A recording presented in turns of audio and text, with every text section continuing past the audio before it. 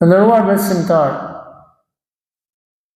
vazhdojmë së bashku sot me një temë të cilën e kemi nisur për disa javësh, ku kemi folur për Muhamedin alayhi salatu wassalam si më të mirin e njerëzimit, si njeriun I cili ishte I përzgjedhur nga ana e Zotit të gjithësisë për kohën e tij, për kohën tonë, për gjitha kohrat, për gjithë popujt, që ky njeri, ky profet I nderuar, ta përhapi fjalën e Zotit në shkallën më të mirë në formën e duhur. Më I miri I njerëzimit, Muhamedi alayhi salatu wassalam, ku kemi treguar për fëmijërinë e tij, për rininë e tij, për martesën e tij me Hatixhen, me bashorten e tij me të cilën ai kishte 6 fëmijë.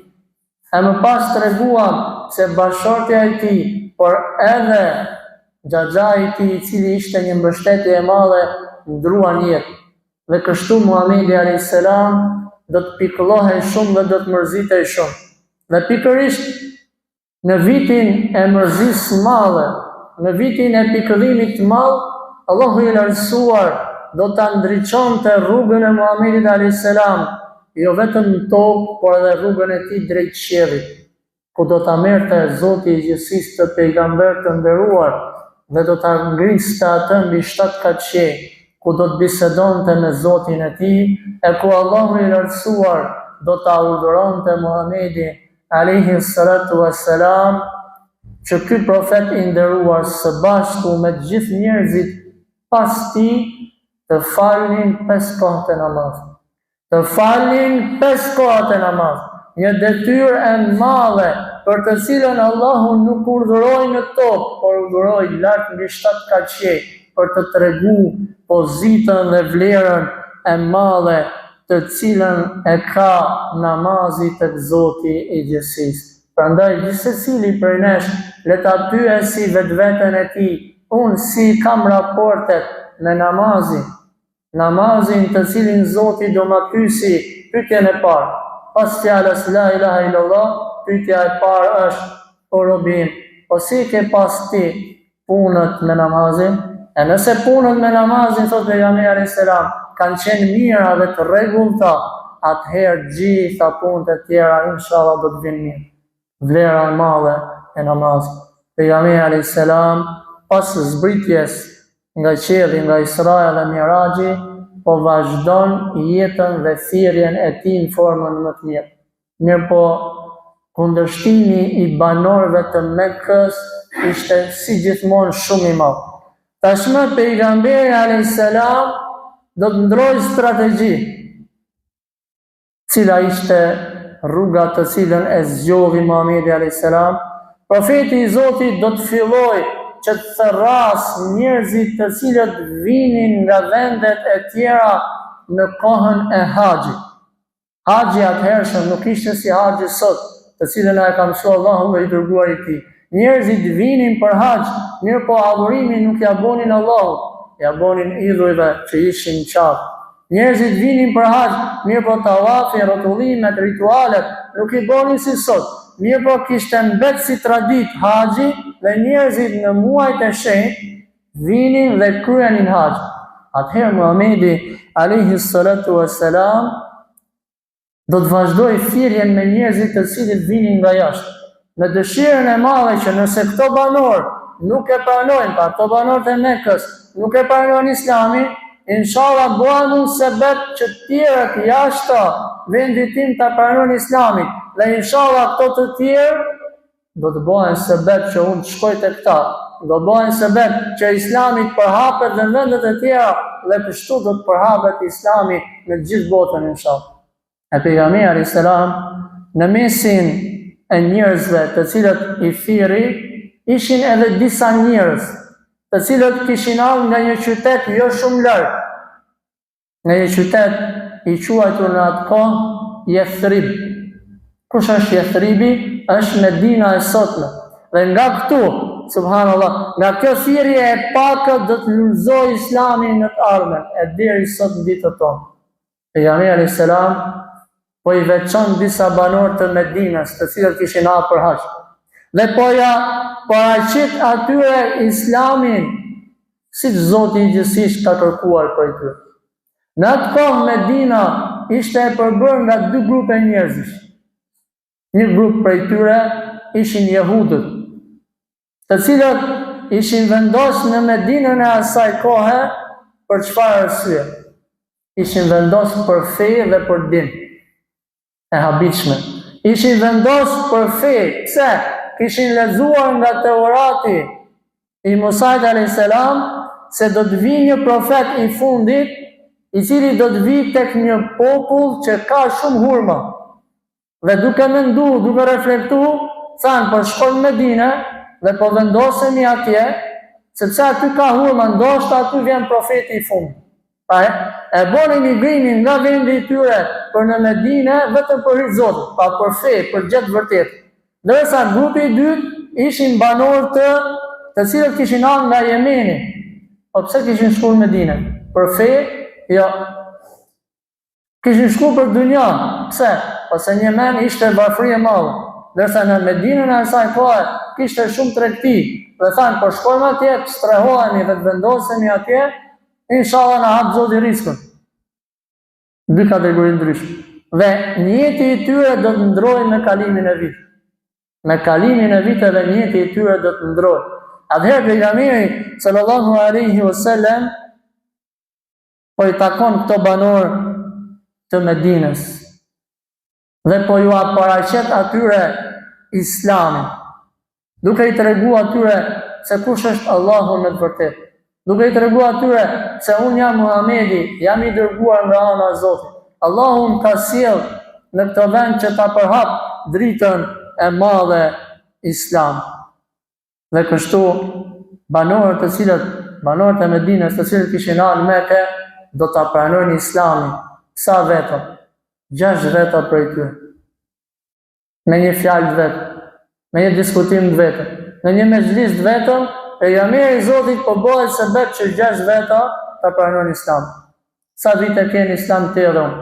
Historitë e pejgamberit alayhis salam që ne po tregojmë, nuk janë histori sa me kalu radhë. Janë histori me marrë mësim të edhe unë. A e boni herë ti sebeb, jo 6, për një person të vetën me e fut në Islam. Më bu sebeb babën tatë me e fut në Islam. Më bu sebeb nonën tatë me e fut në Islam. Më bu sebeb gruan tatë me e fut në Islam. Më bu sebeb fëmijën tatë me e morë në xhami që ta mësoj Islam. Pejgamberi alayhi salatu wassalam po bën këtë thirrje dhe 6 veta po dëshmojnë shahadetin, duke thënë ashhadu an la ilaha illallah. Dëshmojnë se Allahu është i vetëm dhe askush se meriton adhurimin përveç tij. Dhe dëshmojnë se Muhamedi, pra ti o Muhammed, je i dërguar nga ana e Allahut subhanahu wa taala. Pejgamberi alayhis salam po ju alen porosi gjithë secilit prej tyre. Do të ktheheni në vendin tuaj. Por Islamin mos e mbani për vete. Mos e mbani të fshehtë, por përhapeni Islamin në vendin tuaj. Dhe pas një viti do të kthehen sërish në Mekë për të kryer haxhin, siç ishte forma në atë kohë. Dhe kur kthehen, nga 6 që ikën një vit më parë, 12 veta. Për një vit, gjithsecili prej tyre kishte marrë të paktën vetëm njërin.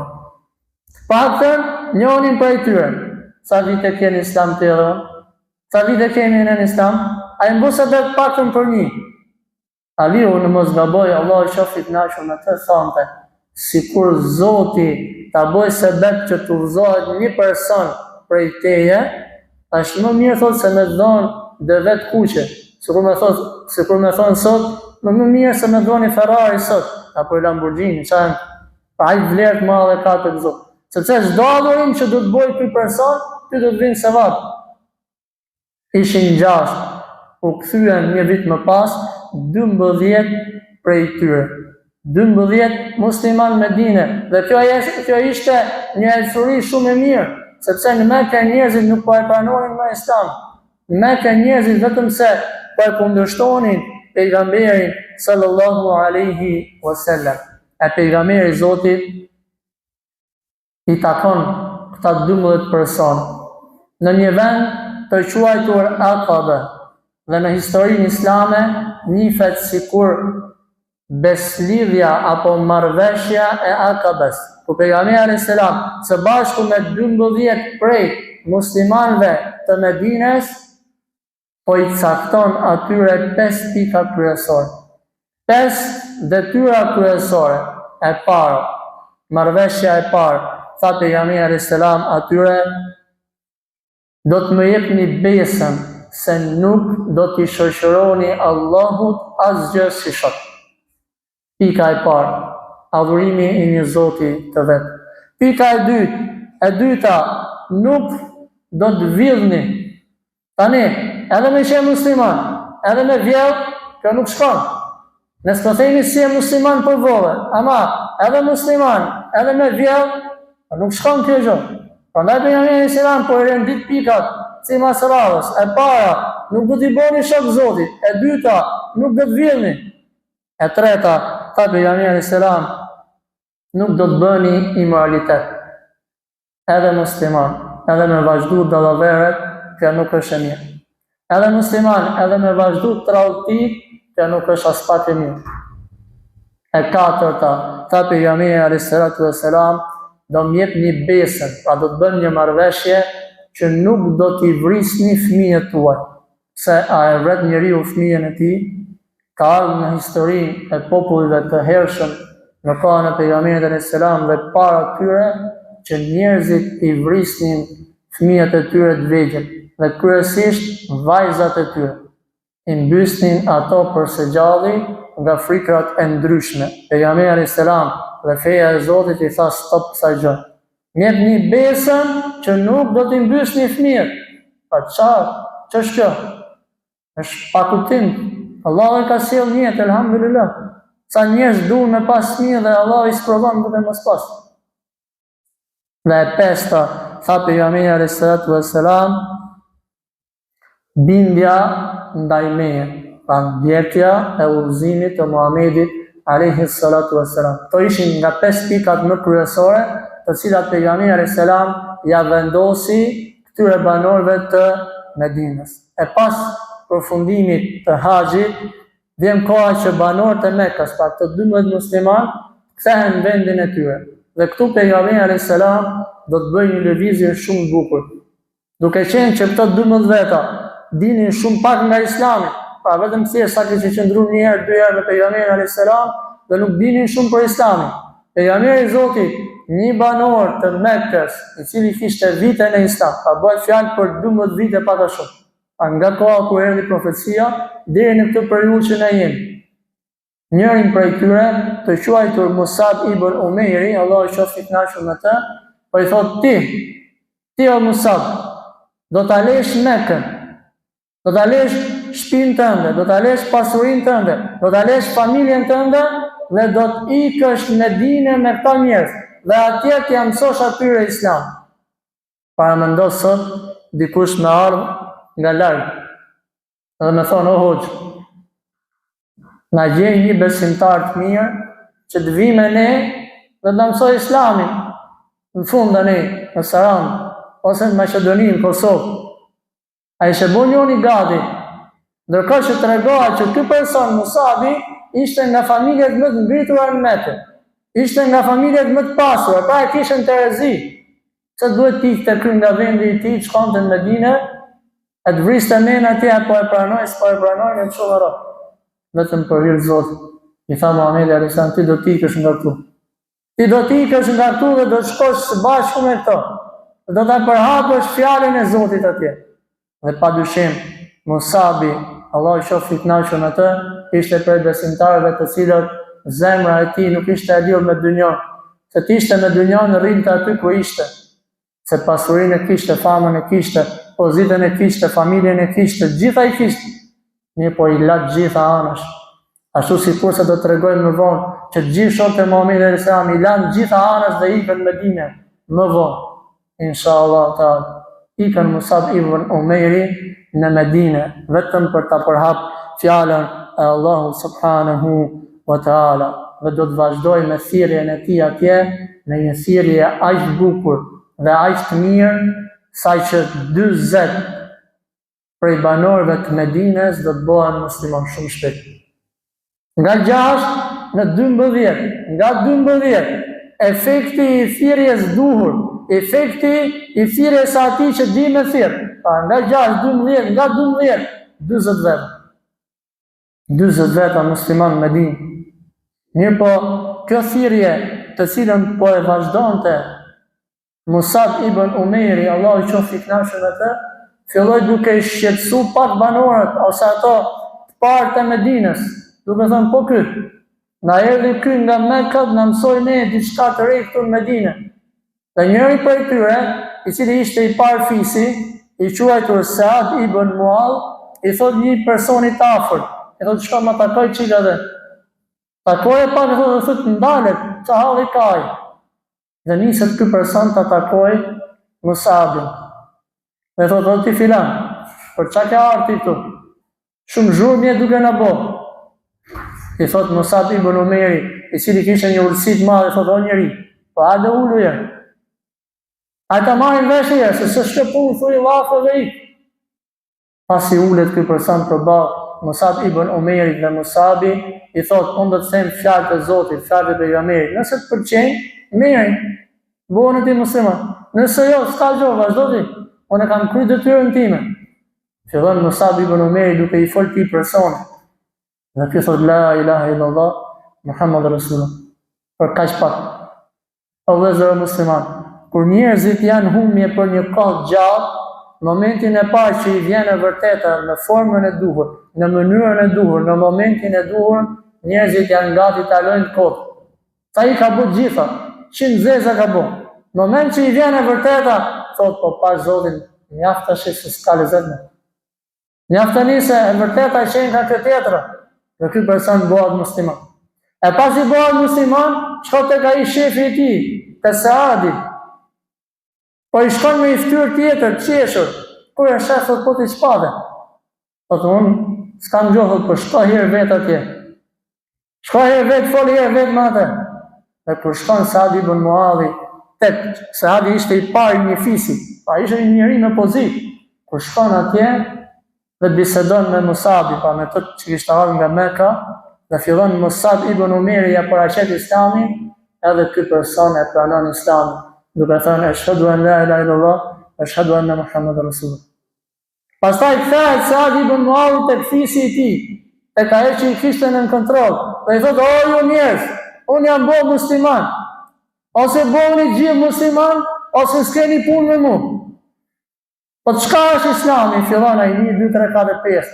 Gjithë fisi i tij e pranojnë Islam, përveç njëri që tregon, i cili do të pranojë Islamin më vonë. Çka tregon ky njëri se pranoi?